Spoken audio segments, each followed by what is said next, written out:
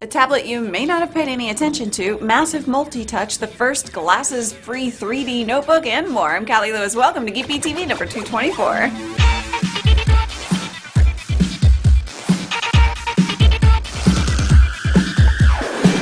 This episode of Geekbeat TV is brought to you by Jackthreads. I'm not sure how many of you guys are aching for 3D on your laptop, but if you are, Toshiba has your back. They just announced a release date for the world's first glasses-free 3D notebook. It's the Cosmio F755 with a 15.6-inch screen. It's an auto-stereoscopic display where it presents two images at the same time, creating a double parallax image. What do you get other than 3D without the pain? It'll have an Intel Core i7 processor, Harman Kardon speakers, HDMI out, a Blu-ray drive, and it'll of course show you content in either 2D or 3D, and it has face tracking technology. It'll be available on August 16th for $1,700. I know how we all hate cables. They're a necessary part of life still, unfortunately, but a lot of companies like Blue Lounge are working on changing that. This is a simple product, but one that could save a lot of hassle. It's called the Mini Dock. You know when you buy an Apple phone or an iPod, you get that wall charger and a cable? Keep the wall charger, hide the cable away. The Mini Dock plugs into your existing wall charger and not only charges your device, but also gives it a resting place so it can sit upright without lying on the floor. It's $19.95 and they have 3 versions for the US, UK, and EU charging standards.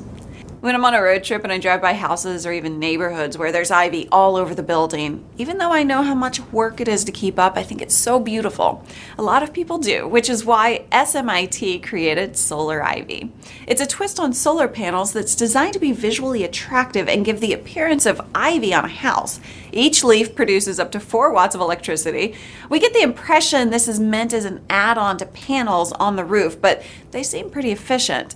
You can get them painted in different colors to suit your environment, or you could get your logo painted out and use them as additional branding.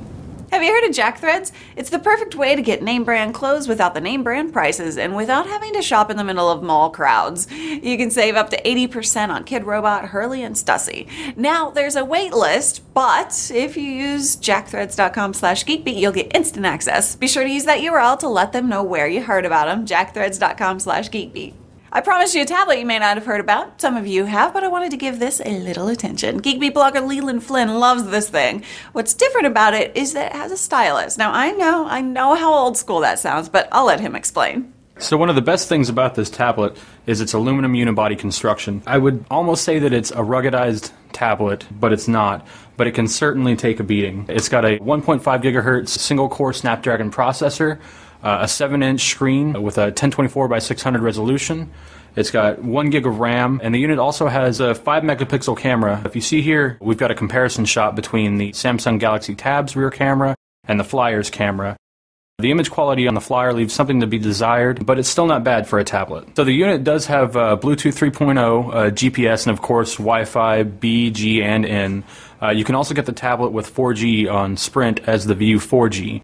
You'll get about 8 hours of standby battery life and about 4 hours of continuous video as well. So the tablet runs HTC Sense 2.1. It's a skinned build of Android 2.3. The user experience on this tablet is one of the best I've seen. The animations are really elegant and entertaining to look at. Everything's really crisp. Everything's really snappy. It never feels very sluggish. Everything's just done with a good bit of flair. So here's where the Flyer really shines, the stylus. That might sound antiquated. I know, a stylus in 2011, but hear me out.